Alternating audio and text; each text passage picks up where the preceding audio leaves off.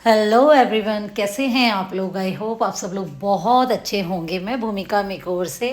देखिए, आज मैं आप लोगों को दिखाती हूँ कि हार्ड ग्रोथ पे वैक्सिंग आप कैसे करें।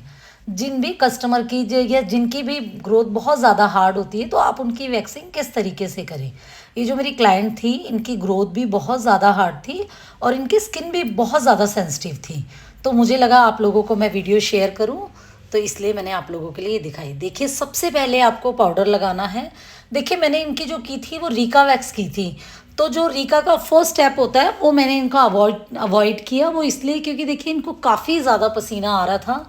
तो मुझे लगा कि मैं वो जेल लगाती, उससे काफ़ी ठंडक होती है, पर उससे काफ़ी बार ऐसा होता है कि एक बार में ग्रोथ नहीं निकलती है।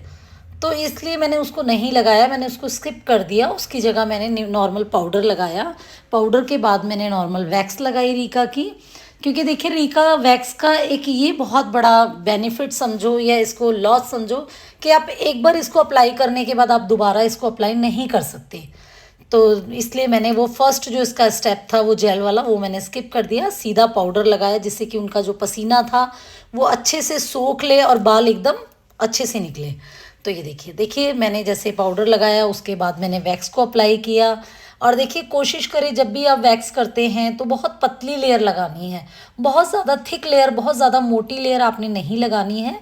तो ये देखिए, इस तरीके से पतली पतली लेयर आपने अप्लाई करनी है और कोशिश करना है कि वैक्स दोबारा ना लगे। और देखिए, जब भी आप वैक्स लगाते हैं, साथ साथ आपने नीचे से अपने स्किन को स्ट्रिच करना है। ये देखिए मैं साथ साथ अपने हाथों को नीचे से स्किन को मैंने टाइट कर लिया है, जिससे कि बहुत इजीली इनकी ग्रोथ निकले। क्योंकि देखिए, स्टिच इसलिए करना बहुत ज़रूरी था क्योंकि इनके जो आर्म्स थे काफ़ी लूज थे, काफ़ी सेंसिटिव थे। तो इसलिए मैंने स्किन को टाइट कर लिया जिससे कि बाल जड़ से निकले। ये देखिए, और हमेशा मैं आप लोगों से बोलती हूँ, जब भी आप वैक्सिंग करते हैं तो सबसे पहले आप डायरेक्शन का ध्यान रखें। और देखिए, आर्म्स में वैक्सिंग करें या लेग्स पे वैक्सिंग करें, कोई भी मेथड अलग नहीं होता है वैक्सिंग करने का। हर एक वैक्सिंग करने का सेम होता है। बस आर्म्स पे क्या होता है कि जो वैक्सिंग की आपकी ग्रोथ होती है वो सिंपल होती है, स्ट्रेट होती है, एक ही डायरेक्शन में होती है, तो इसलिए आपको प्रॉब्लम नहीं होती। और अगर आप आर्म्स की वैक्सिंग करते हैं तो देखिए, आर्म्स पे वैक्सिंग इसलिए डिफ़िकल्ट होती है क्योंकि उसकी डायरेक्शन अलग अलग होती है। तो ये देखिए, बस आपने एक चीज़ का ध्यान रखना है, जब भी आप अपने सैलून में अगर आप अपना खुद भी कर रहे हैं वैक्सिंग, तो आपने डायरेक्शन का ध्यान रखना है। अगर देखिए आपकी डायरेक्शन नीचे की तरफ ग्रोथ है तो उसको आपने वैक्स को नीचे की तरफ लगाने के बाद स्ट्रिप को अपोजिट डायरेक्शन में आपने खींचना है। जैसे कि अगर वैक्स हमने नीचे की तरफ लगाई तो आपने ऊपर की तरफ स्ट्रिप को खींचना है। अब देखिए, ये जो आर्म्स का ऊपर वाला हिस्सा होता है, इसकी ग्रोथ 90% लोगों की ऊपर की तरफ होती है। तो देखिए, मैंने ऊपर की तरफ ग्रोथ थी तो मैंने वैक्स को ऊपर की तरफ लगाया। ऊपर की तरफ लगाने के बाद जो स्ट्रिप मैंने खींची वो नीचे की तरफ खींची। ये देखिए छोटी छोटी चीज़ें होती हैं जो बहुत ध्यान में रखने की होती हैं। कई बार लोग क्या करते हैं कि वैक्सिंग में डायरेक्शन चेक नहीं करते और सीधा वैक्स लगाते हैं और स्ट्रिप खींचते हैं। तो देखिए, इससे होता क्या है कि वैक्सिंग तो तब भी आपकी होगी, पर आपके डायरेक्शन के हिसाब से अगर आप वैक्स नहीं करेंगे तो आपकी ग्रोथ के बाल जो होंगे वो टूटेंगे। वो बहुत ज़्यादा अच्छे तरीके से आपकी वैक्स नहीं होगी, बिल्कुल जड़ से बाल नहीं निकलेगा। तो ये देखिए, और ख़ासकर प्रॉब्लम क्या होती है, जब जड़ से बाल नहीं निकलता है तो अंडर स्किन ग्रोथ रह जाती है। मोस्टली कस्टमर की ये कंप्लेंट होती है कि कई बार लोग कहीं और से कराते हैं तो बोलते हैं आके हमारी अंडर ग्रोथ बहुत ज़्यादा है। तो देखिए, उसका सबसे बड़ा रीज़न यही होता है कि आप डायरेक्शन चेक नहीं करते और स्किन को टाइट करके आप वैक्स को नहीं स्ट्रिप को खींचते। ये देखिए मैंने स्किन को इनके अच्छे तरीके से खींचा है और उसके बाद मैंने स्ट्रिप को निकाला है। ये देखिए मैंने देखिए पंजों पे भी वैक्स लगाई है, तो हाथों को इस तरीके से अंगूठे की हेल्प से मैंने स्किन को स्ट्रेच किया है, जो कि अच्छे तरीके से इनकी हेयर ग्रोथ निकले। ये देखिए और देखिए, अब ये जो आया है हमारे हाथ का सबसे सेंसिटिव एरिया। मोस्टली लोग क्या करते हैं कि जब भी इस एरिया पे वैक्स करते हैं तो कई बार ब्लड जमा हो जाता है या बहुत ज़्यादा रैशेज़ हो जाते हैं। तो ये चीज़ ध्यान रखनी है।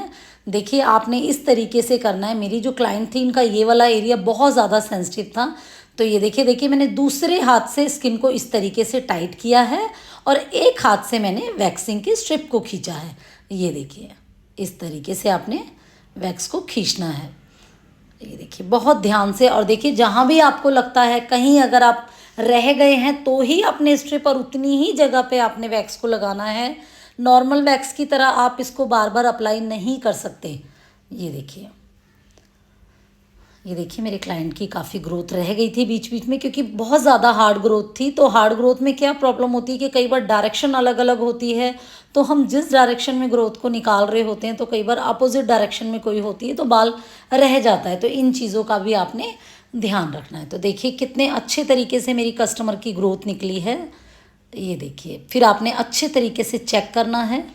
ये देखिए और कहीं भी कोई रैशेज़ नहीं है और बहुत ही अच्छे तरीके से। अब इसके बाद देखिए मैंने रीका का आफ्टर लोशन लगाया है। ये ऑयल है, ये देखिए मैंने इसको लगाया। देखिए ऐसा नहीं है, अगर आपके पास रीका का ऑयल नहीं है तो आप कोकोनट ऑयल भी लगा सकते हो, क्योंकि देखिए ये ज़रूरी होता है। बट आप ज़रूरी नहीं कि क्या नाम है बस ऑयल लगाना रीका में बहुत ज़रूरी होता है, क्योंकि देखिए रीका वैक्स नॉर्मली पानी से नहीं हटती है, इसको आपको ऑयल से ही क्लीन करना होता है। तो देखिए मैंने इसके बाद रीका का ऑयल लगाया। आफ्टर लोशन लगाने के बाद मेरी क्लाइंट की वैक्सिंग देखिए कितनी अच्छी हुई है। और देखिए मुझे बहुत कमेंट आते हैं वैक्सिंग को लेके कि मैम आप हार्ड ग्रोथ की वैक्सिंग दिखाइए। तो ये देखिए मैंने आप लोगों के लिए बनाई। और देखिए आप लोग मेरे चैनल को सपोर्ट कीजिए, सब्सक्राइब कीजिए, लाइक कीजिए, शेयर कीजिए। और देखिए नेक्स्ट किस टॉपिक के ऊपर वीडियो बनाऊं तो उस टॉपिक को भर भर के कमेंट कीजिए। तो थैंक यू सो मच, और मुझे बताइएगा कि आप लोगों को कैसा लगा मेरा वैक्स करने का तरीका। तो थैंक यू सो मच।